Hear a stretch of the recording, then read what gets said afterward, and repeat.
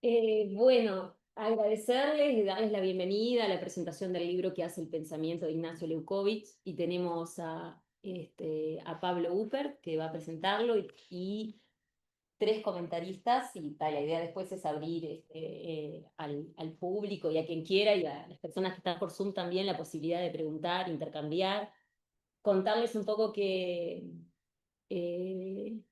cómo nace esta idea. Nosotros con un colectivo de gente estamos haciendo un curso que se llama Pensar la subjetividad contemporánea, que está acá Ani Vares, Laura Facioli, Raquel Palumbo, Fernando Cervoni, Pablo Anzalone y otras compañeras que hoy no pudieron venir, pero que estamos juntándonos para pensar algunos temas vinculados con la subjetividad y nos encontramos casualmente con este libro, que para nosotras Ignacio Leucovich realmente es una referencia muy importante. Nos pusimos en contacto con Pablo y bueno, y así un poco fue que nació esta idea en unos meses. Pablo nos comentó que ya había estado trabajando con Nelson Gautier y con Gonzalo Larriera, entonces hicimos un grupito de trabajo para pensar la posibilidad de presentar el libro. Pablo viene por sus medios, también eso hay que decirlo, porque bueno, empezamos a pensar cómo hacer para traerlo a la universidad, pero como ustedes saben, estas cuestiones llevan sus tiempos y sus trámites, y él, bueno, ya tenía pensado viajar, así que aprovechamos su estadía para hacer esta presentación. Bueno, eh, te presento y nos contás, ¿te parece? Bueno, Pablo es historiador, ensayista y docente. Se formó con Ignacio Leucovich y continuó su pensamiento de la fluidez, pensando en una segunda fluidez, una en la que no se licúa lo sólido, sino que se generan elementos sociales fluidos. La fue construyendo en libros como El Estado postnacional, Esto no es una institución, o El bienestar en la cultura. Piensa en las subjetivaciones que se dan en esas condiciones históricas. Postea en www.pablouper.com.ar. Compiló y editó ¿Qué hace el pensamiento? Con textos inéditos de Ignacio Leucovich. Está en prensa su próximo libro, Esto no es un vínculo, de la materia, da la materia psicología institucional en la Universidad Nacional de José Paz y dicta la materia autoridad y subjetividad en el Instituto Universitario de Salud Mental. Es un placer tenerte con nosotras, así que Pablo. Bueno, gracias. Eh, Gracias por la hospitalidad. Gracias especialmente a Virginia por la hospitalidad y a Marcel que me están alojando. Quería contarles que un poco la idea del libro surgió porque se cumplían 20 años de la muerte de Ignacio y eh, queríamos homenajearlo. Al mismo tiempo teníamos estos textos inéditos que Nacho nos había mandado a Andrés Pesola y a mí en el 2002. Andrés Pesola y yo estábamos empezando a coordinar grupos de estudio y Nacho con mucha generosidad nos dijo ¿por qué no empezamos a reunirnos en un grupo donde, donde pensemos el oficio de coordinar grupos? Que era algo que él hacía desde muy joven y lo hacía muy bien. Eh, en esos grupos de estudio, él eh, pensaba, perdón, no sé si terminé de decir, los textos que se compilan acá son textos, fragmentos sueltos sobre la idea de pensar que nos mandó a Andrés y a mí. La, ahora, esta idea de pensar o esta práctica de pensar, la palabrita pensar, era algo que en el estudio de Nacho cobraba otra dimensión. Eh, Pensar dejaba de ser un sinónimo de creer, opinar, eh, mentar o cualquiera de esos términos que tienen que ver con las ideas, y se convertía en una práctica distinta, que no era conocer, que no era creer, que no era planificar. Eh, y, y me parece que es una buena noticia que hayan quedado estos textos y que pudieran publicarse y circular para tener alguna dimensión para poder palpar cómo concebía Nacho la actividad de pensar, y tener esa dimensión una vez que Nacho no está para transmitirnos la función práctica o coordinador de grupos o de docente o de conferencista, ¿no?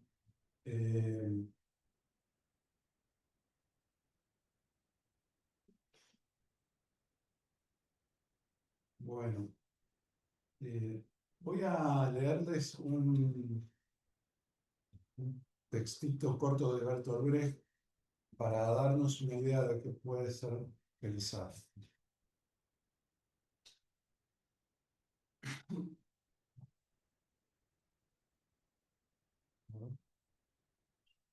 Ahí está.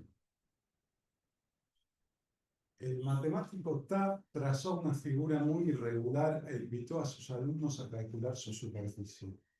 Los alumnos dividieron la figura en triángulos, rectángulos, círculos y otras figuras de superficie calculable, pero ninguno pudo obtener la superficie con exactitud. Entonces el maestro Ta tomó una tijera, recortó la figura, la colocó sobre uno de los platillos de una balanza, la pesó y colocó sobre el otro platillo un rectángulo fácilmente calculable. Luego fue recortando el rectángulo hasta que los platillos se equilibraron. Meti lo calificó de dialéctico porque, a diferencia de sus alumnos que solo comparaban figura con figura, había considerado la figura a calcular como un trozo de papel con un peso, y de esa manera había resuelto el problema como un problema real sin tener en cuenta las reglas. Bertolt Brecht, Meti, el libro de las mutaciones.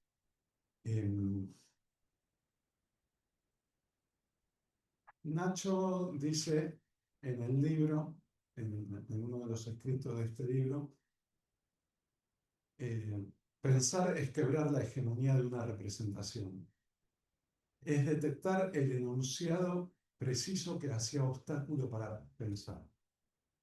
En este caso de las figuras, podríamos decir que el enunciado o la representación, el enunciado que hacía obstáculo o la representación que hacía obstáculo era la representación de que las figuras son inmateriales, la representación de que las figuras son solo dos dimensiones. El maestro Ta eh, logra vencer, quebrar la hegemonía de esa representación y logra sacar la superficie de una figura sumamente irregular. Entonces, Nacho dice, pensar es pensar en inconsistencia. No se puede pensar en cualquier momento que me den ganas de pensar. Se puede pensar cuando me topo con una inconsistencia. Una inconsistencia del saber, que es también una inconsistencia de la situación, que es también una inconsistencia del sujeto o sujeto.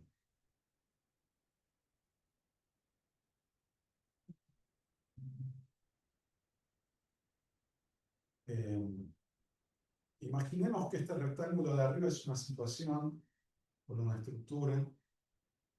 Nacho tendría que pensar las situaciones de manera estructural.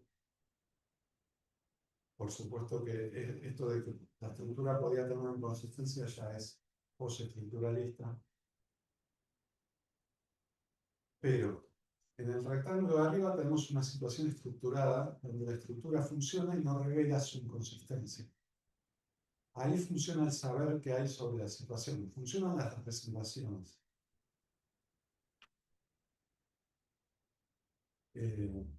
Por ejemplo, la representación de que las figuras son inmateriales. O la representación de que dividiendo cualquier figura irregular en otras figuras regulares voy a poder calcular su superficie. Cuando veo que no logro calcular la superficie, o cuando vemos, mejor dicho, nos encontramos con que no logramos calcular la superficie de la figura irregular, nos topamos con una inconsistencia de nuestro saber. La situación presenta una inconsistencia. En ese momento de toparnos con la inconsistencia, aparece la posibilidad de pensar. No es que puedo cambiar cuando se me ocurran las representaciones que traigo, porque no me doy cuenta bien cuáles son las representaciones que traigo y que hacen obstáculo al pensamiento. Recién cuando, recién cuando hay pensamiento puedo retrospectivamente, ver cuál era el obstáculo. Entonces, el momento de la inconsistencia es un momento en que la situación queda indeterminada. En esa indeterminación es posible pensar y es posible reconfigurar la situación. Entonces, podemos dibujar que la situación queda así. Aparecen nuevas dimensiones. Por ejemplo, las figuras geométricas pasan a tener peso.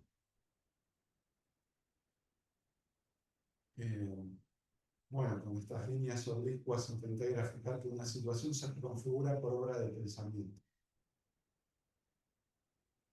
Esto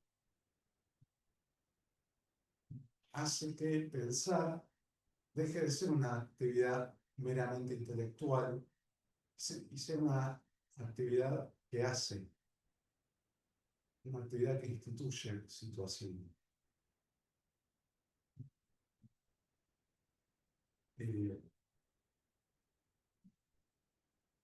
Nacho dice en uno de los escritos, eh, no se confía en el pensamiento porque no se ve su capacidad instituyente. Capacidad instituyente, que es otra forma de decir capacidad de reconfigurar las situaciones. Bien. Ahora quiero encarar lo mismo de otra manera, que es ver el punto que Ignacio solía situar o ubicar para detectar la inconsistencia de una situación. Habitualmente tenemos esta representación de la relación entre representaciones y presentaciones.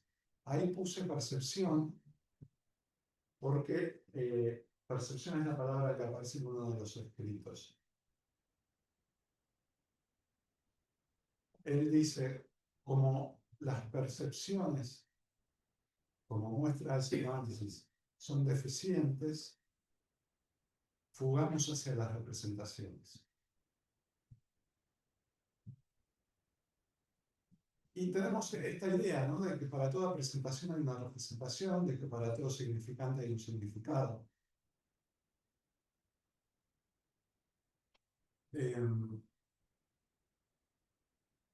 Él operaba con otra idea que por ahí podríamos decir que viene de Marx, que es la idea de que hay más presentación que representación. Siempre hay un exceso de la presentación sobre la representación.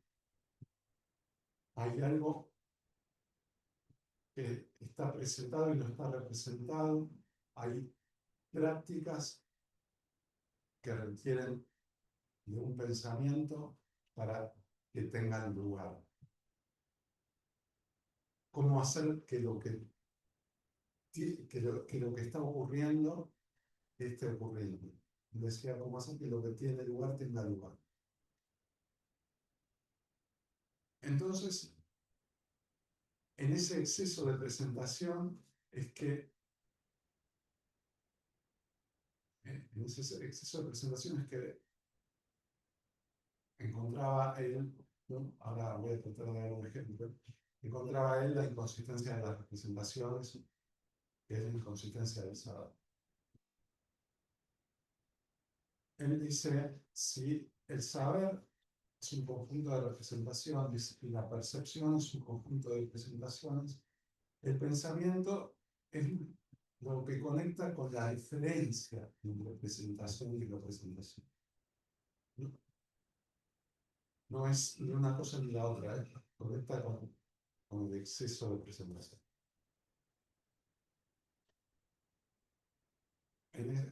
Bueno, ya dije todo, todo. En ese plus de presentación es algo no representado donde hay algo indeterminado. Y el ejemplo que se me ocurre de Nacho haciendo esto es en el capítulo de Pensar sin Estado, probablemente un capítulo que hayan visto, que es la aparición de, no me acuerdo el título exacto, pero es donde él ve que en la Constitución Argentina de 1994 aparece la figura del consumidor. Que aparezca la figura del consumidor y que el artículo correspondiente diga sencillamente hay consumidores, le hace decir a Nacho que esa constitución era diferente, porque el ciudadano de la Constitución de 1853 era ciudadano por declaración jurídica. En cambio, los consumidores no son consumidores por una declaración jurídica del Estado, son una creación del mercado. Ahí hay una práctica que muestra la inconsistencia del Estado mismo para definir qué cosa tiene que gobernar, ¿no? A qué sujetos tiene que gobernar. No son sujetos producidos por el Estado, son sujetos producidos por el mercado. Y aparece su idea de Estado técnico administrativo. Un Estado que no le da sentido a lo social, sino que administra las tendencias en curso. Podríamos decir que esa figura del Estado técnico administrativo es el pensamiento que él logra hacer al detectar este exceso de presentación, que era la presión del consumidor. Me preguntaba una amiga, pero es una pregunta que surge, ¿y qué pasa si en la situación donde estamos no se presenta un exceso de la representación sobre la representación? No podemos pensar, bueno, exacto, no podemos pensar. Hay veces que no podemos pensar. El pensamiento no es siempre posible, no depende de nuestra voluntad. Depende, él dice, de la gracia, que es una categoría de Badiou, que tiene que ver con el acontecimiento, con el puro darse de una inconsistencia, el puro darse de un exceso. Pero, mientras pasa eso, que tiene que darse el exceso, tenemos que tener la fortuna de que haya prácticas no representadas por la gracia de que las hayan. Tiene que ocurrir también que haya una disposición subjetiva a percibirlas, porque lo que ocurre todo el tiempo es que el saber tiene coartada. Cuando hay algo que se presenta y que no entiendo, pienso que me falta estudiar, pienso que tengo que saber más. En vez de que, entonces se da que en vez de que el exceso de presentación me haga reconfigurar el saber, ocurre que el saber me hace desestimar lo presentado en nombre de un futuro seminario que voy a cursar o de una investigación que acabo de hacer, etc.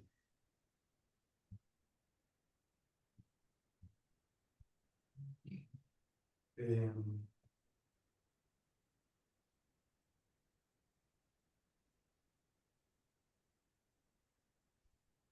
quería contarles eh, un, un caso de exceso de presentación del tiempo.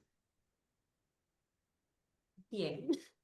Puedo hablar en inglés. Un exceso de presentación que encontramos en las instituciones del siglo XXI. No sé cómo fue en Uruguay, pero en Argentina, en los años finalistas, estaba la idea de que había vuelto el Estado. Entonces, la idea Delcovichiana de que se había agotado el Estado-Nación parecía errada. Entonces, cuando el Estado empieza a tener más presencia en el siglo XXI, a partir de 2003, digamos, eh, eh, aquí podría ser a partir de 2005, también con los gobiernos frente amplistas,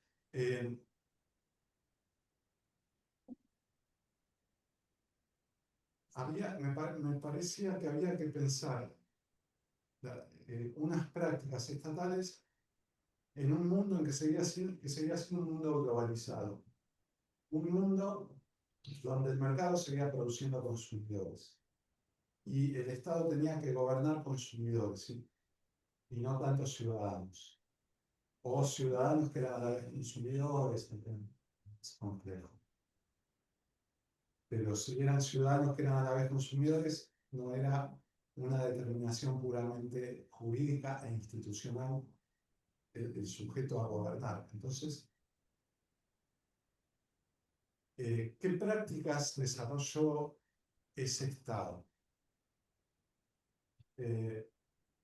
Entonces, observé las instituciones y propuse una idea de institución fluida. Encontré, por suerte, un trabajo de unas trabajadoras sociales uruguayas que hablan de la política del Ministerio de Desarrollo Social en el periodo 2005-2020,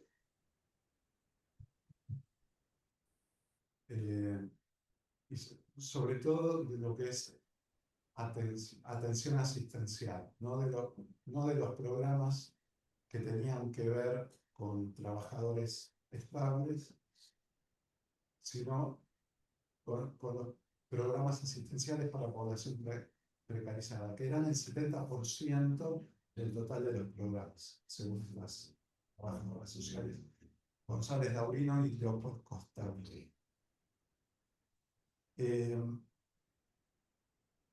Bueno, ellas dicen que entrevistan a las personas que atendían el Ministerio de Desarrollo Social uruguayo y dicen, ante la carencia de recursos disponibles para atender a la población en situación de pobreza e indigencia, prefieren optar por indagar en otros aspectos a los que podrían dar respuesta. Perdón, aclaro. En general, la gente venía planteando carencias de trabajo y o de vivienda. Los operadores del Ministerio de Desarrollo no tenían respuesta para eso. Entonces, dice, prefieren optar por indagar en otros aspectos a los que podrían dar respuesta mediante una acción a la que definan como problematizar la demanda o construir la demanda, manifestando que el usuario no puede irse con las manos vacías. Bueno, construir la demanda. No es así una institución del siglo XX. Una institución del siglo XX, escuela, hospital, ya se sabe para qué sirve, digamos, qué servicio tiene que dar y a qué otro. Otra práctica que es novedosa, que sea un usuario y un ciudadano. Que no pueda irse con las manos vacías. Las instituciones del siglo XX rebotaban sin problema que tenían que rebotar. Por lo tanto, si bien la población acude a los servicios de asistencia con solicitudes expresas en cuanto al bienestar se refiere, la respuesta institucional parecería desplazarse hacia los recursos con los que se cuenta, preferentemente aquellos que resultan próximos en el territorio y de carácter asistencial. En consecuencia, parecería consolidarse la situación de eterno tránsito por las políticas asistenciales y encapsulamiento en el entorno de residencia de los consultantes. De esta manera, tal como refiere un operador de los servicios de atención ciudadana, parecería inevitable que los sujetos vayan y vengan por las instituciones, comunicando una y otra vez necesidades que no terminan de satisfacerse y aguardando por derechos que no terminan de efectivizarse. Bueno, otra práctica novedosa, bien del siglo XXI, que es este eterno tránsito por las políticas asistenciales, este ir y venir, no es ir y cronificarse en una institución psiquiátrica, por ejemplo, es un ir y venir. Allá en Buenos Aires me contaba un operador de calle que la gente en situación de calle aprende a circular por los distintos refugios o los distintos hogares de día que hay en la ciudad para tomar de cada uno lo que le es más conveniente, ¿sabes? Para uno está cerrado, para estar abierto, la comida que hay en cada uno, o cosas por el estilo. O uno trata las adicciones, en otro la alfabetización, por ejemplo, por decir, diferencias que hacen a la circulación. Pero el sujeto institucional ya no es alguien que se adapta a las reglas de la institución, sino que es alguien que estratégicamente recombina instituciones.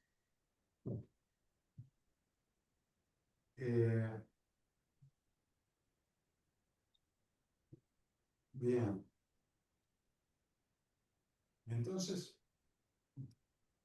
aquí lo que estoy tratando de contarles es que venimos con una representación de lo que es una institución, aparecen unas prácticas institucionales que presentan un exceso, un desacople con esas representaciones sobre lo que es una institución, y propuse llamarla institución. No quiere decir nada esa A, pero era para discutir con la idea de que los programas estatales del siglo XXI eran restituciones. No eran restituciones, eran inventos, eran, o mejor dicho, reconfiguraciones adaptadas a la situación mercantil. Por eso también a la institución la vamos a llamar institución fluida. La idea de mostrar este desarrollo es mostrar que el pensamiento produce, les cuento a un trabajador social que se llama Graciano, que cuando escuchó esta idea y leyó el libro, dijo, para mí fue una liberación, porque los trabajadores sociales estamos todo el tiempo diciendo hay que fortalecer las instituciones para que fortalezcan el lazo social, y no, ahora, bueno, las instituciones se acomodan como pueden en las condiciones mercantiles que no son las condiciones de Estado-nación sólido. Entonces, la idea del trabajador social como el que restituye los derechos de la población que atiende era algo que él veía que lo angustiaba, pero era una representación que le hacía obstáculo, que le impedía habitar la situación o las situaciones en las que laburo. Entonces el pensamiento permite nominar un padecimiento como un obstáculo que se puede atravesar. Reconfigura la situación y reconfigura la tarea.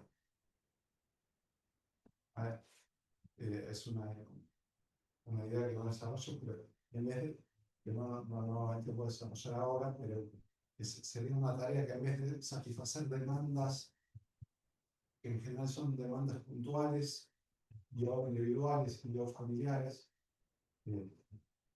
era construir nosotros con la comunidad, y eso está en la línea de Ignacio Cox, ¿no?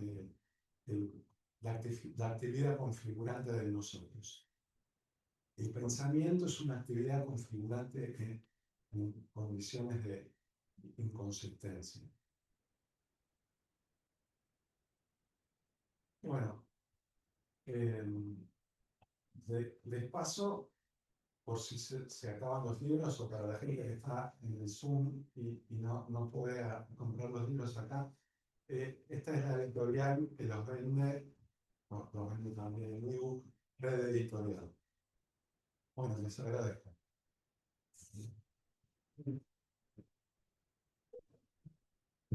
Bueno, ahora son 10 minutos cada uno. Sí, sí.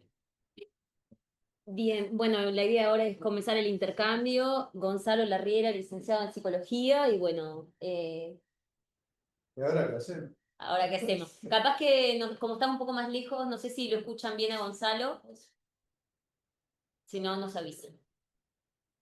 Bueno, Está ahí, ya está, ya está.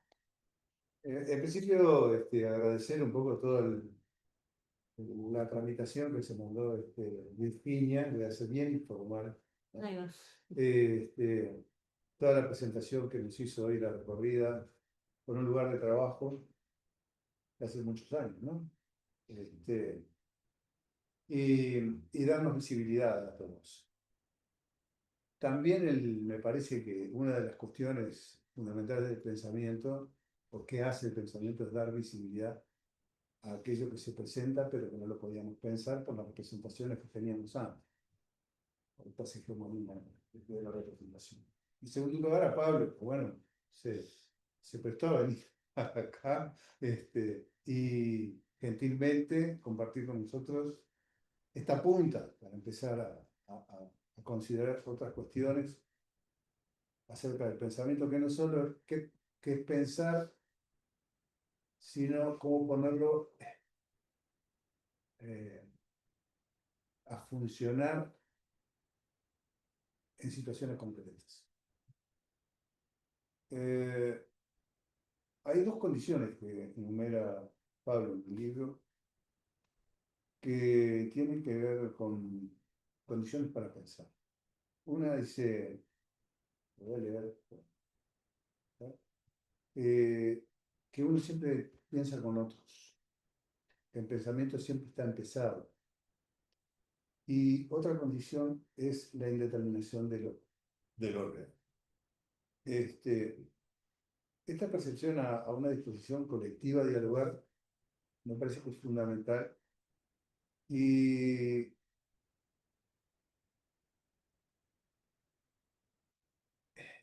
me parece que es una única posibilidad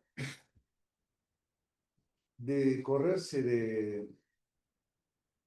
de repetir el saber, ¿no? Pero para esto hay que tener también una disposición a, a concebir el pensamiento como una operación, no como una repetición, como quien va a una caja y dice, bueno, me enfrento con, en el caso nuestro, con determinado paciente, entonces tiene tal patología, caer en una nosografía, poder pensar la singularidad de la situación, poder pensar qué es lo que está ocurriendo ahí y qué se puede hacer. Para esto también cita un operador, que es frente a las situaciones que se presentan, manejar pero y entonces, pero y entonces, y no decir, bueno, esto es esto, y si no, no es nada. Esta es la única forma de abordarlo. Pero y entonces, ¿qué es esto?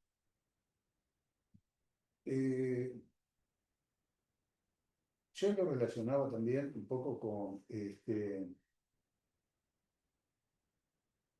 con otra idea, que es la de el pensamiento fluido y la fluidez, que incluso aparece en el Antiedipo, que es el conector y después, en vez de el conector, esto es o no lo pienso. Esto es, y además puede ser tal cosa, y además puede ser tal otra, y además puede ser tal otra, y además produce otra cosa, y además produce otra cosa. Quizás es muy, bueno, es lo que a mí me ocurrió. Sí, bueno, después traía algunas cosas, pero más que nada me parece que lo que desarrolla y lo que plantea Pablo ahora, siempre realmente lo que cualquier otro comentario. A mí me llegó muy bien en el momento en el cual nosotros estamos trabajando en un grupo, también a instancias de Nelson. Vino de la Argentina, vino de una colega, acá están los otros que piensan con uno, el pensar en voz alta, en no venir desde el lugar del saber y de la verdad, que también tiene que ver un poco con nuestra profesión, pero que la trasciende, ¿no? No necesariamente tiene por qué ser. Bien,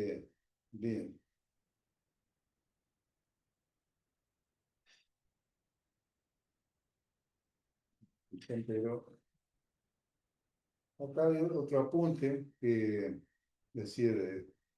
También en otra parte del libro, Pablo dice, bueno, hay como una forma de vivirla dentro de una situación, una que está en conexión representativa con los términos de la situación y otra que está en una conexión perceptiva con los términos de la situación. Y acá Ignacio arriesga dos términos, estar en la situación, que tendría que ver con estar de una forma en conexión con lo representativo, con nuestro saber, y otro que es el habitar la situación, estar de una manera diferente, o sea, atento a lo que se presenta y no tanto a lo que se representa. También quiero traer otra conexión, otra deriva, o, bueno, que los otros días escuchaba a un filósofo, Peter Palpelbach, que lo convocó Nelson.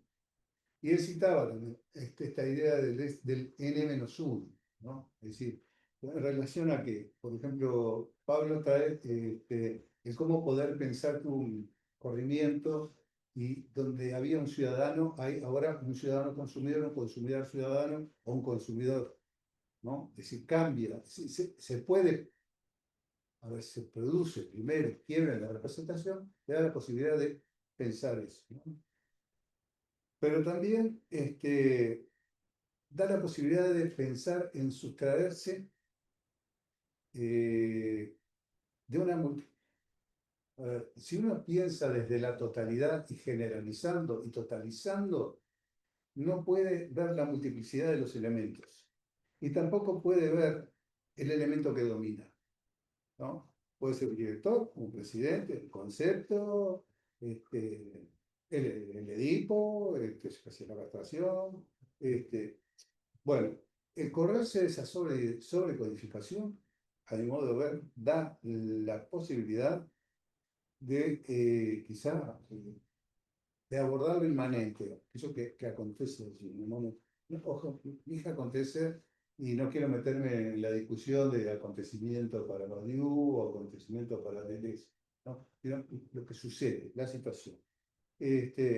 Y bueno, habla otra dinámica, que es más inmanente, más caótica también, y por ahí más sorprendente, ¿no? Es decir, cómo dejarse habitar la situación en vez de estar. Por ahí mi primer comentario. Gracias y Joaquín. Gracias, me parece.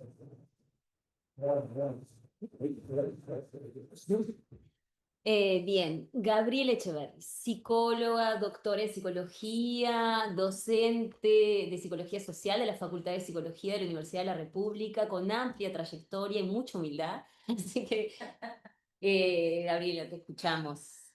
Ya me liquidaste. Experta en grupos, o sea, es una Experta. referente, es referente para nosotras. Bueno, después, Nosotros, entonces. yo como yo escribí unas cosas porque no tengo esta capacidad de hablar así como, ¿no? Entonces medio me preparé porque me sentí un poco desafiada con la invitación, ¿no? Porque en realidad, claro, yo leí a Leukovich, lo leí para mi tesis de maestría hace muchos años.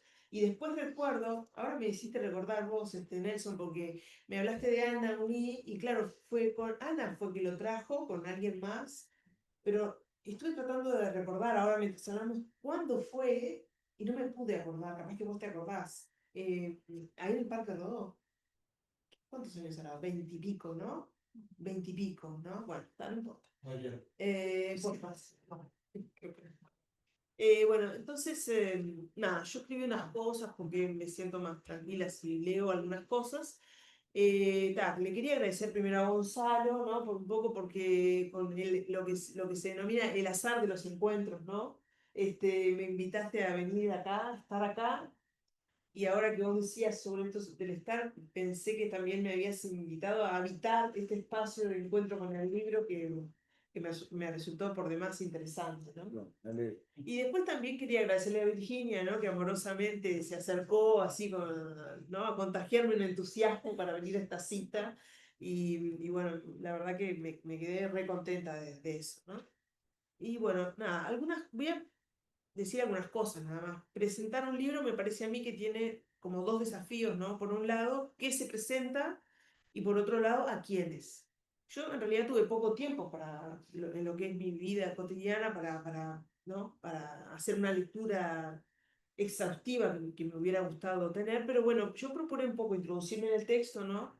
Y volcar algo en pro de lo que maquina en el texto, ¿no? Y lo leí con esa idea, a ver, ¿qué está maquinando acá este texto, ¿no? Y entonces, bueno, ¿qué se presenta? Es un poco más sencillo porque para mí presentar un libro es como dar a conocer, o ofrecer, ¿no? Algunas ideas o comentarios, ofrecer una lectura, ofrecer una mirada, ¿no? Respecto de lo que el libro es para mí como lectora, ¿no? Y sobre todo que el libro convida, ¿no? A encontrarse ¿no? Con el texto en el texto. Y pensar que decir me llevó a una cosa de Roland Barthes que me gustó mucho, que es de un libro que seguro conocen algunos de ustedes, que se llama El susurro del lenguaje. Dice algo que para mí es bellísimo, ¿no? Dice, el lector es el espacio mismo en que se inscriben, sin que se pierda ni una, todas las citas que constituyen una escritura. La unidad del texto no está en su origen, sino en su destino. Y también dice, el saber leer puede controlarse, verificarse en su estadio inaugural, pero muy pronto se convierte en algo sin fondo, sin reglas, sin grados y sin término. En este sentido entiendo que es fundamental instaurar un derecho al sentido múltiple de los libros como un acto de resistencia, ¿no? Inclusive contra quién o quiénes son los autores. Bueno, y a quiénes era lo que más me complicaba un poco, porque yo me preguntaba, bueno, ¿quiénes son quienes pretenden escuchar qué cosas hoy? ¿Y para qué se viene a la presentación de un libro? Y también me preguntaba qué apetitos hay entre los presentes respecto de lo que otras podamos decir. En realidad estas preguntas, por supuesto que no tengo ni idea y las quería dejar nomás.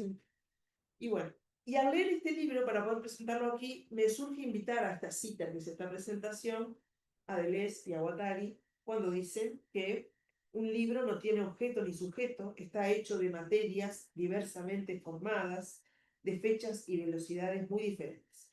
Cuando se atribuye el libro a un sujeto, se está descuidando ese trabajo de las materias y la exterioridad de sus relaciones. Se está fabricando un buen Dios para movimientos geológicos. Para mí esta cita nos deja ver una imagen muy bella de que es un libro, y también nos deja ver una imagen muy bella de lo que es este libro. Es para mí preciosa esta imagen, y bueno, y otra cosa que dicen, que yo, disculpas, pero quería insistir un poco en esto, porque nunca hay que preguntar qué quiere decir un libro, significado o significante. En un libro no hay nada que comprender, tan solo hay que preguntarse con qué funciona. Entonces, como ustedes saben, supongo, o bueno, si no ya lo verán cuando se encuentren con el libro, este libro está compuesto por varios textos, que entiendo inéditos, ¿no? Escritos por Ignacio y por Cercanías, que como dice el prólogo, contribuyen a alimentar. El texto, me parece a mí, que traza mientras se traza líneas más o menos espesas acerca del pensamiento y la subjetividad. Y lo hace de manera tal que uno podría inteligir que está pensando. O sea, el libro me parece que mientras se escribe, se piensa, y también distingue qué está siendo pensado. a veces en un lenguaje políticamente correcto y en otras ocasiones deslizándose entre decires coloquiales y tramados con afecto. Por ejemplo, en el libro aparecen las palabras salame, changüí, asqueroso, no calienta, gilada, estupidez. Y eso a mí me pareció hermoso realmente, porque me pareció que ahí se instalaba una cosa como de la intimidad que estaba propuesta, ¿no?, en esa escritura, como un efecto del lenguaje, ¿no?, que por supuesto admite dobleces, ¿no? Pero bueno, me parece que esas palabras instalan la posibilidad de la heterogeneidad de sentidos posibles, y es una intimidad, me parece que es parienta de la amistad, de la fraternidad, y es una intimidad que contiene la idea de introducirse en el afecto de otros. Encontrarme leyendo eso me resultó un acto de amistad absoluto, ¿no? Porque me encontré en esas palabras.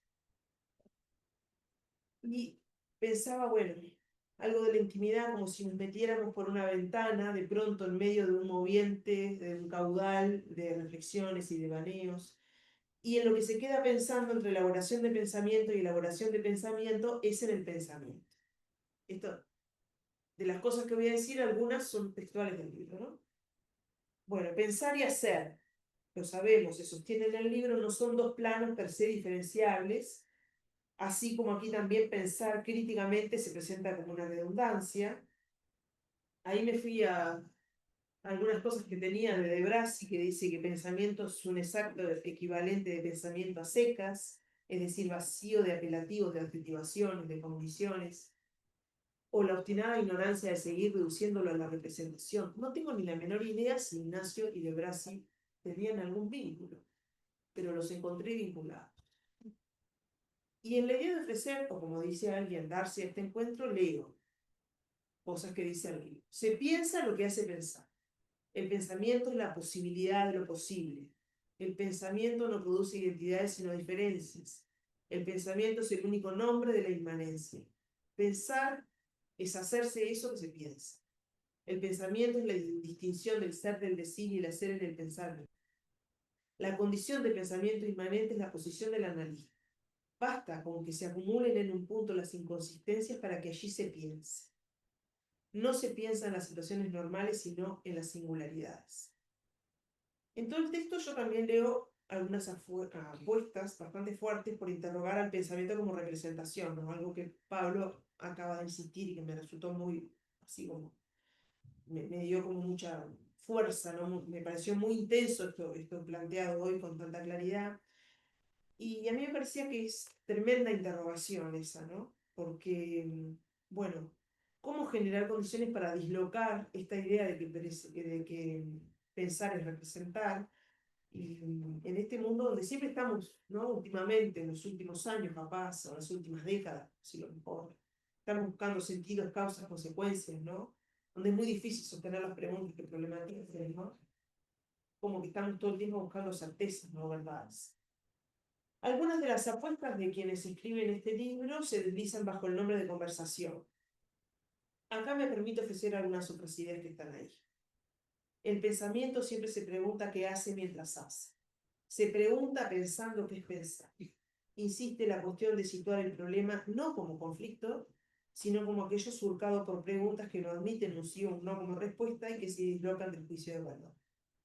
Una conversación como una práctica social, ¿verdad? Para construir, para producir subjetividades, para producir bifurcaciones, desvíos. Bueno, entiendo que hay otra apuesta entre lo que tejen los textos, que es lo posible de nosotros. No como pertenencia, sino como potencia, composición de pensamientos en circunstancias. Aprendemos trabajosamente, dice Ignacio, que quizá nosotros sea la primera persona. Idea maravillosa si las hay. Y también se dice que el pensamiento se conecta con la diferencia entre presentación y representación. Entonces, pensar también se relaciona con presentar como un acto que produce existencias.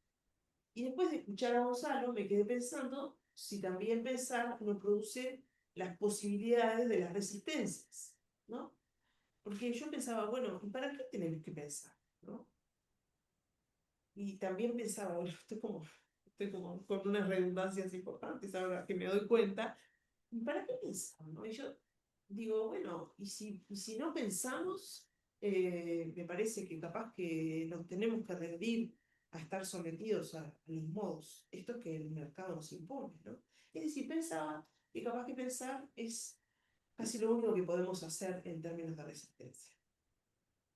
Y bueno, después dice, piensa el que piensa, es decir, el que lo hace, nos juntamos para pensar. Pensar no es construir sistemas, sino implicarse en una situación. Pensar es hacer una experiencia. Pensar es quebrar automatismos de la subjetividad.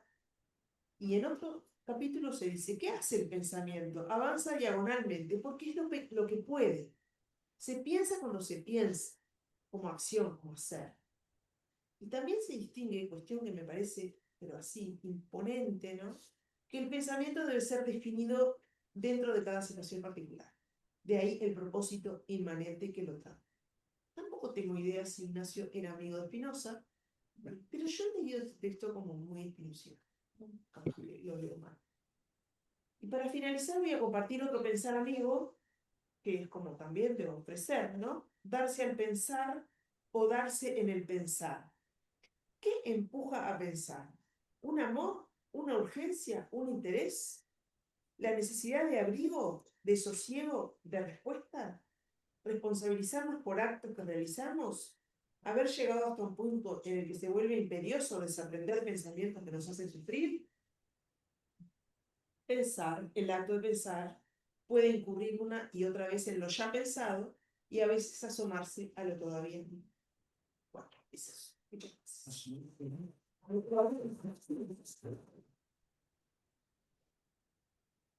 Muy bien, gracias. Bueno, ahora Nelson Gottlieb, psicólogo, trabaja en psicoanálisis vincular, coordinador de diálogos a la deriva, anarquía, deserción y autoridad.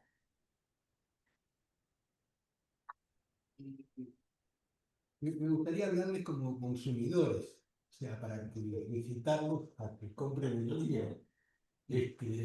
Dicho eso, voy también tomé algunas anotaciones a partir de la lectura y bueno, quería comentarles. Me parece que el término fluidez tiene, por un lado, eh, una referencia, hablando a Marx, en el sentido de que Marx en el Manifiesto Comunista dice que el capitalismo viene a licuar todo lo que está. O sea, a cambiar las formas y en base a eso se puede pensar la subjetividad. Me evocó dos situaciones de, del año 71.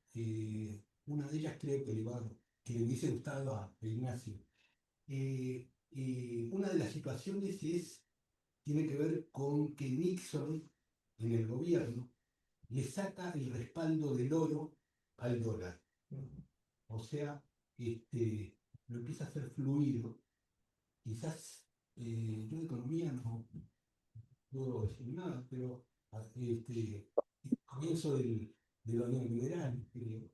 Y el segundo ejemplo, la segunda ilustración de esta fluidez es que en el año 70, en el fútbol, surge Holanda.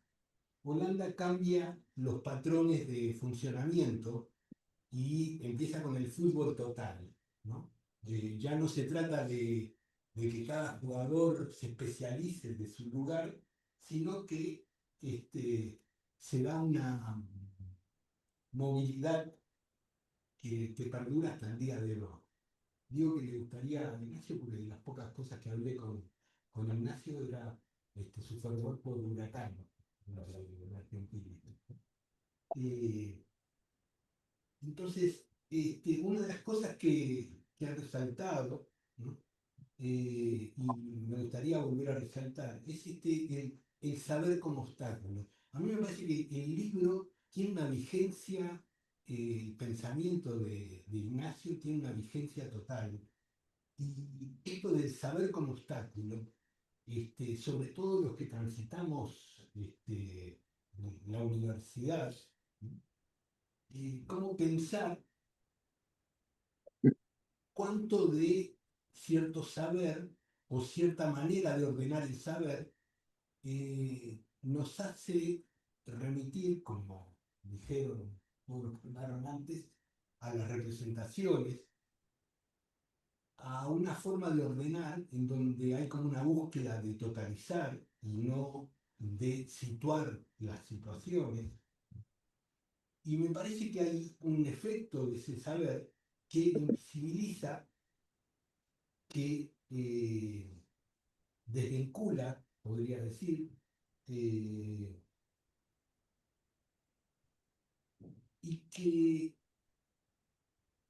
Ignacio no lo habla, pero me parece que está totalmente vigente en el pensamiento de la colonialidad, eso, de cómo el saber nos hace obstáculo para poder pensar a través de ciertas lógicas.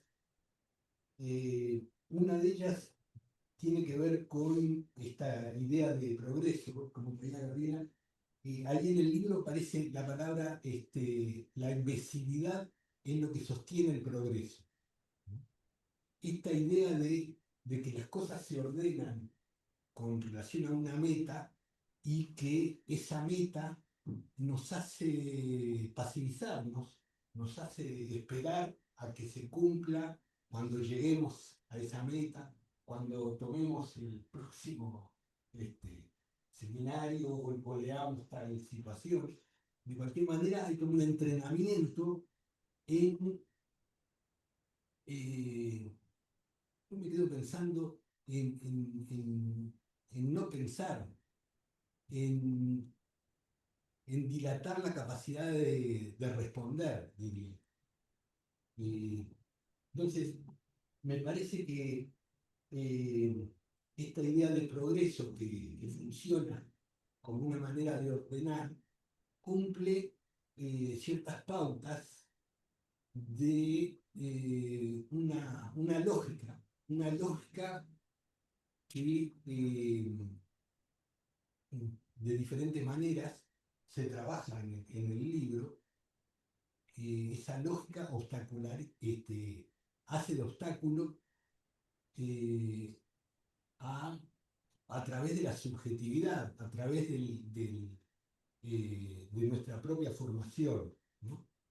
Y una pregunta que me hacía era, ¿cómo hacer para que los enunciados, para que los problemas no queden atrapados en esa lógica, ¿no?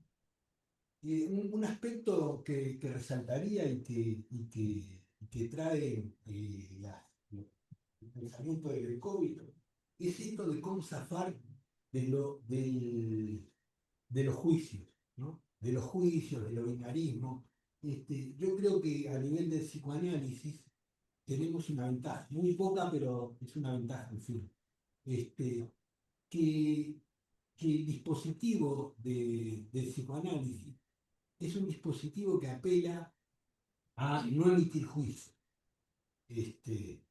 Y que no emitir juicios los que participan en la conversación. Obviamente, al analista, al terapeuta, no puede emitir juicios de las situaciones, y al consultante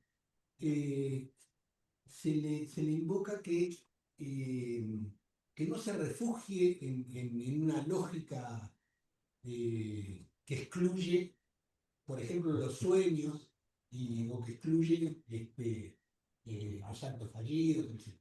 Entonces, me parece que hay una forma de diálogo que conduce a reforzar una lógica, un ordenamiento, una forma de autoridad que tiene que ver con los juicios. Está muy en boga hoy en día el tema del Facebook, que el dedito para arriba, el dedito para abajo, ¿no? Si bien es una manera que rápidamente pasa de moda, pero me parece que hay una serie de prácticas que obligan primero a definir, a emitir un juicio y después para pensar. Una vez que se emite el juicio, lo que queda es la repetición de la identidad, la confirmación. Bueno, advierte Lecoq sobre el tema de las categorías. Me parece que uno de los elementos que se usan este, eh, para tener esa lógica que invisibiliza las formas de dominación, tiene que ver con las categorías, tiene que ver con las formas de agrupar y de enjuiciar eh, lo que se va presentando. Bueno, quiero terminar, también me pregunto qué relación tenía Ignacio con la música. Digo esto porque en determinado momento él habla termina uno de sus pensamientos con una frase, mejor no hablar de ciertas cosas, que es una canción del individuo. En el propio libro hablan del jazz y no me acuerdo, quizás me puedan ayudar, un epígrafe que trajo del COVID que decía, bienvenidos al jardín de los presentes. Es una frase y casi que me tengo que parar, de Luis Alberto Spinetta, ¿no?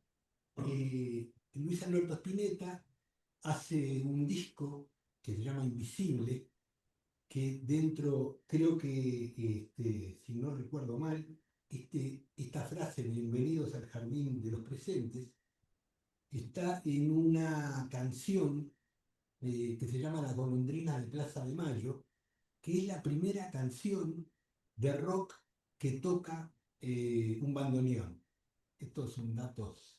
Este, Rodolfo Medrero toca el bandoneón.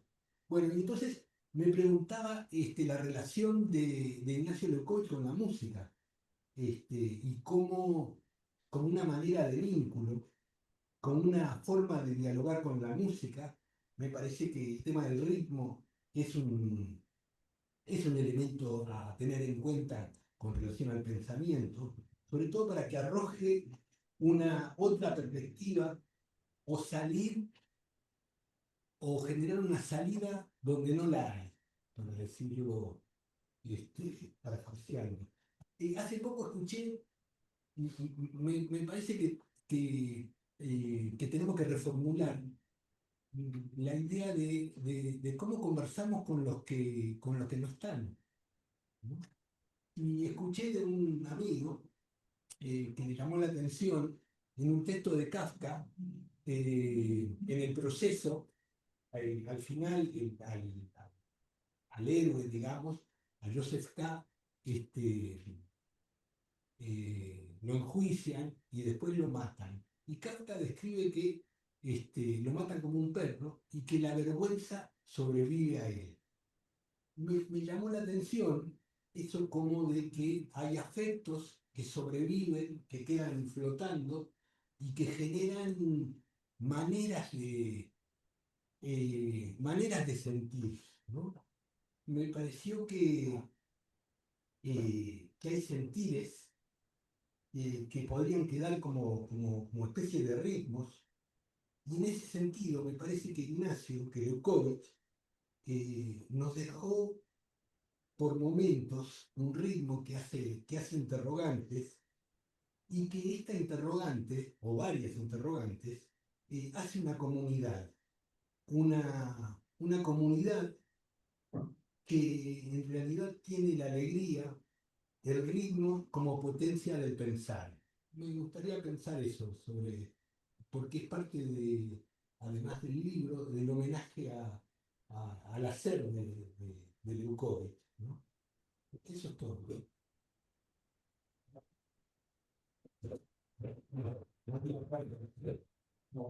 Bueno, muchísimas gracias.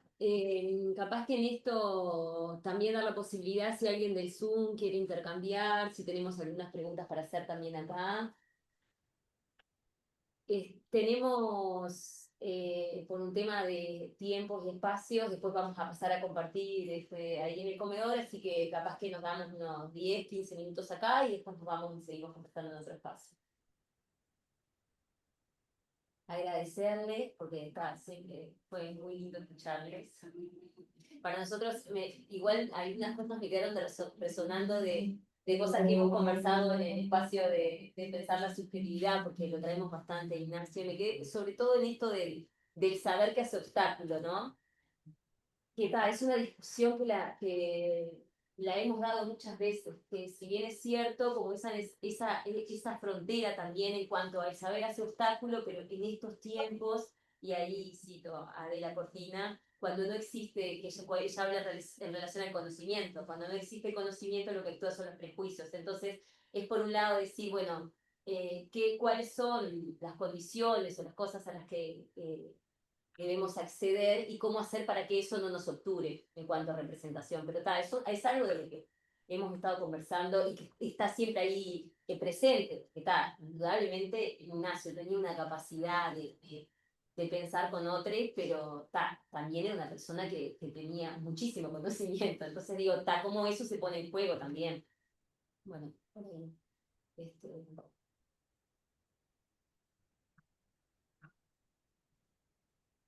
¿Vos vas a decir algo, Laura? No. No, digo, me quedé enganchada ahora con esto último que dijiste, ¿no? Para que capaz que se escucha desde el Zoom. Si no, sí, se escucha. Mira, te puedes sentar al lado de Fernando y se escucha más alto. No, me quedé un poco enganchada con esto que decía de las cortinas, en el sentido de que, bueno, cuando no se piensa, aparecen los prejuicios. Y yo diría que no solo los prejuicios, aparece la ideología. Que la ideología que de alguna manera es la que predomina, la hegemónica, la que nos hace pensar de determinada manera. Y en ese sentido, yo quería bajar un poco a tierra, digo, es lo que siempre hago, bajar a tierra con todas las cosas.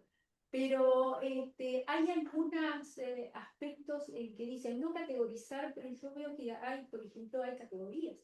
Por ejemplo, cuando se habla de consumidor, yo me quedé pensando, me quedé enganchado eso del consumidor, ¿no? En el sentido de que hay un consumidor que está pensado como una generalización, pero hay un no consumidor, que es aquel que está marginado, que no puede consumir, que no está. ¿Dónde dejamos a ese que no consume? Es decir, no sería un consumidor, sino un consumidor y un no consumidor. Si no, estamos dejando toda una parte de la población afuera. Lo otro trato de hacerlo cortito, lo que me impactó un poco es la teoría de las instituciones que vos planteabas, Pablo, en el sentido de que, bueno, yo tengo muchos años y trabajé muchos años en la institución de salud. Y en realidad la institución del siglo XX, una institución... Sí, hola, hola. ¿no? ¿Cómo estás? Para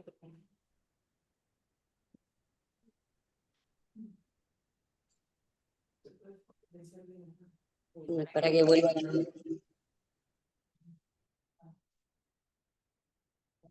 Dale, Laura. Digo, sí, la institución del siglo XX, la del siglo XX y la del siglo XXI, obviamente, ¿no? Las dos instituciones. De alguna manera tenía más en cuenta a la persona en su cotidianidad y en su individualidad, si bien decir, en su individualidad en un conjunto, que la que está pasando en el siglo XXI. Es decir, una institución mucho más protectora para aquellos que no tienen protección, que son los que quedan siempre afuera cuando se hace generalización. Cuando se hacen generalizaciones conceptuales, hay una población que queda afuera. Porque vos traes la experiencia de los trabajadores sociales. Seguramente en las clases más altas, trabajadores sociales no. La experiencia que ellos traen es el trabajo con la gente de la pie, que es con la que yo trabajo también, ¿no? Trabajamos con mi vida. Específicamente yo trabajé en el Hospital de Clínicas, que es el hospital universitario, durante muchísimos años, y durante el siglo XX, y después hubo un cambio, nosotros veíamos la situación particular de cada persona y no teníamos en cuenta, por ejemplo, que tuvieran carnet de salud, que tuvieran que pagar un tanto porque algunos tenían más trabajo y otros eran más indigentes, sino para nosotros eran personas que llegaban allí y nosotros los atendíamos. Cosa que en el siglo XXI nos eliminaron. Nos sacaron esa posibilidad porque nos impusieron una serie de normas en el sentido de que, bueno, si un paciente se quería atender en la clínica, tenía que tener un carnet de salud, un carnet de asistencia, lo tuvimos que llamar en la atención. O sea, pusieron una limitación a ese nosotros, que nosotros lo teníamos muy incorporado en el sentido de que el paciente era igual que nosotros. Y a él era el que íbamos a ayudar, ¿no? Entonces digo que me sonó eso como que era al revés, digo, la vivencia mía era al revés de como se había planteado en cuanto a una institución más fluida. Esto del pasaje de los pacientes de un lado para el otro, eso se dio siempre. Digo, sí, cuando una mutualista, cuando no podían pagar asistencia de salud pública, si no podían pagar en un hospital, qué sé yo. Digo, pero eso, esa circulación que parece que es y que no es, se da en las clases más bajas. Las clases altas, ellos tienen sus mutualistas, sus servicios privados. He trabajado también en un servicio privado de esos, para ver la forma de cómo ellos me plantean, ¿no? Entonces, la curiosidad que siempre he tenido si esta fluidez de alguna manera no está pensada para los que estamos abajo, pensada para los trabajadores, porque está pensado también en función de la flexibilidad laboral, ¿verdad? Todo eso que nos impusieron. La dejo por ahí. Más cosas para... Y nos vamos a las 9 de la noche, más o menos, contestando. Nos vamos a las 9 de la noche contestando. Sí, claro. Capaz que no sé si alguien más de Zoom quiere hacer algún comentario, si no, capaz que dejamos de grabar y seguimos compartiendo acá entre nosotros, si te parece. Así que... A mí me gustaría, si no hay... Mercedes, vos querías decir algo que te vi ahí prender la cámara. Sí, bueno, muchas gracias, primero que nada, bueno, por las presentaciones, bueno, por todo. Y una de las cuestiones que, bueno, que me quedaba pensando es esto de las condiciones para pensar, y bueno, qué condiciones también tenemos hoy, eso, en la Universidad de la República, en este momento tan convulsionado, así que bueno, es una, ¿no? En medio del pedido de presupuesto, bueno, con esta cuestión de, bueno, los docentes, los funcionarios, los estudiantes, toda, ¿no? Toda esta revolución que vivimos. Y bueno, eso, qué condiciones había para pensar en este contexto. Y otra de las cuestiones que, bueno, que pensaba también es en, bueno, en que también esto de, bueno, de que las cosas tienen raíces y bueno, qué condiciones también había en el interior, en Paysandú, en la universidad. Así que bueno, un poco por ahí me despertó todas estas cuestiones eso, que venimos construyendo. Así que bueno, muchas gracias. Gracias, Mercedes. Bueno, capaz que en esto de que vamos a salir del Zoom, le podemos pensar algo con Mercedes y cerramos. Sí, Yo quería... bien. Bueno, hay una- quiero ver si va a decir algo mi hija. Buenas. No, capaz de eso. No era para acá, me parece la comunicación. Bueno, es la relación saber-pensamiento, o incluso la relación saber-situación. Y a partir de lo que dijo Virginia, de que hay una... Nacho era una persona que tenía muchos conocimientos. El asunto no es no saber, no es dejar de saber. El asunto es que el saber no obstaculice la percepción y que los saberes se conviertan en parte de las operaciones que hacemos para pensar y habitar la situación. Que no sean categorías a aplicar, sino de operaciones de determinación de la situación. operaciones de capital. Dicho esto, pasa algo que señaló Laura, ¿no? Que es que corremos el riesgo de que los enunciados producidos por el pensamiento se conviertan en nuevos saberes que hagan obstáculos. Por eso no se puede dejar de pensar. Incluso los enunciados de Nacho se pueden convertir en saberes que hoy nos hacen obstáculos. Como decía él, él decía, lo aprendimos en prestigiosas fotocopias. Hoy, él mismo se ha convertido o se está convirtiendo en una prestigiosa fotocopia. Una de las cosas que me parece que tenemos que cambiar ahí es el saber de. Él decía, hay gente que no consume, hay gente excluida del mercado. Y esta es una gran diferencia con la solidez, en que el excluido estaba encerrado en la solidez, y mientras que en el mundo mercantilizado, globalizado, hay excluidos que no están incluidos en ninguna institución de encierro. Hoy creo que se puede consumir imágenes y se puede tener una relación de consumo sin tener dinero con las cosas. Una relación de consumo con las cosas sin tener dinero. Creo que es un saber que también tenemos que cambiar. Que consumir es comprar. Hay un consumo que no pasa por la capacidad económica, sino por la forma de relación con las cosas. Y de hecho, las imágenes circulan bastante gratuitamente.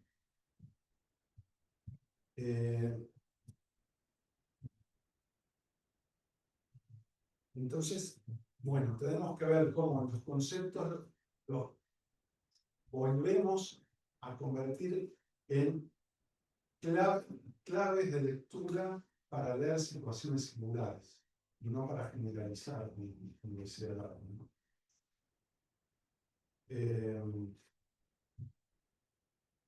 Lo que le pasa a los trabajadores sociales sirve para la situación de los trabajadores sociales, no sirve para el trabajador de la salud mental. Quizás sí, quizás no. Hay que ver la situación. Bueno, después, para cerrar más, perdón. Quiero recuperar algo que dijeron, perdón, no me acuerdo cuál, mis compañeros de mesa. La importancia del diálogo para pensar. No es solamente encontrar inconsistencias, también dialogar con otros comenzar textos, y es una relación amistosa con ellos, no una relación de transferencia académica, digamos así. Bueno, eso, gracias. ¿A vos? Capaz que en esto que decía Mercedes, creo que en lo que hoy hablaba Gaby, ¿no? Que el pensamiento siempre es algo colectivo. Entonces, ¿cuáles son las condiciones? No sé, a mí se me ocurre, bueno, en principio nos tenemos que juntar.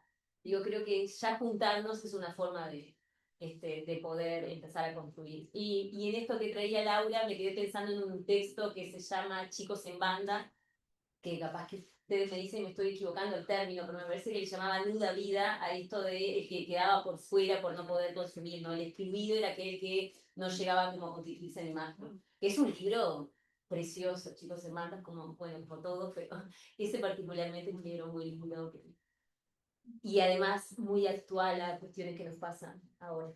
Pero bueno, nos quedamos acá, pero con muchas cosas para seguir intercambiando. Así que bueno, muchísimas gracias a todos. Y esperemos que sea el primero de una serie de intercambios para el 2026. Qué bueno, gracias.